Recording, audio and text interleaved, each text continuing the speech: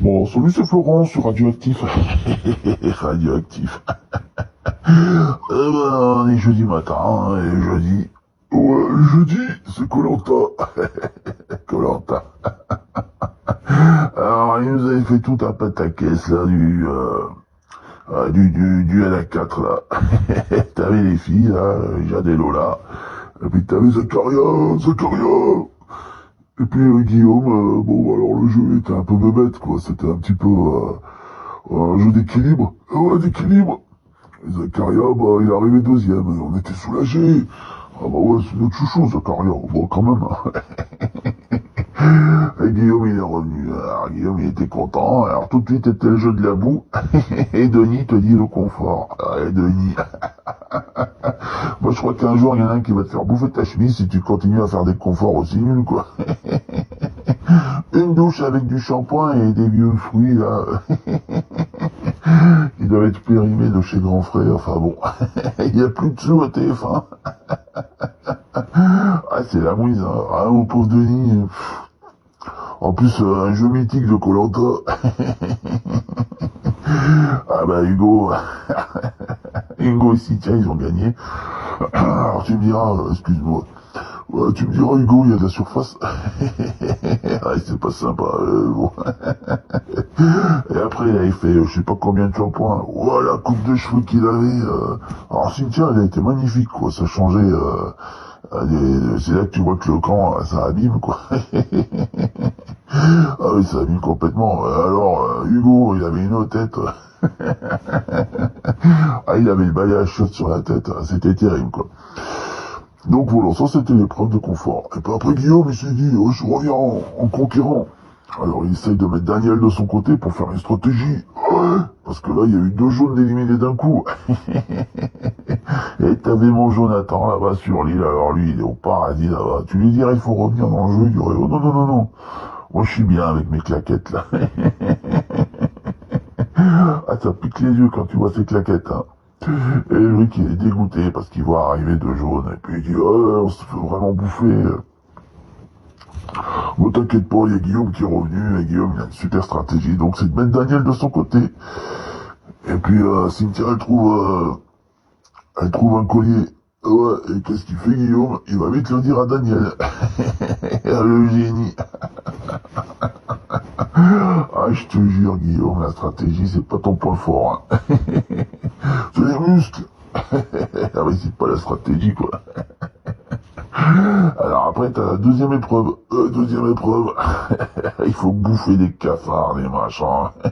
Ah, Caroline et Camille, pourtant Camille, avec la mâchoire qu'elle a, elle pouvait t'engloutir tout ça, hein. Eh ben non. Ouais, c'est Antonin qui a gagné. Hugo, il était dégoûté. Il a dit, ça a arrêté des moules. Lui, il bouffe des moules. Ouais, non, je veux pas déraper, vous inquiétez pas. Oh, arrêtez. Ah, on peut plus rien dire maintenant.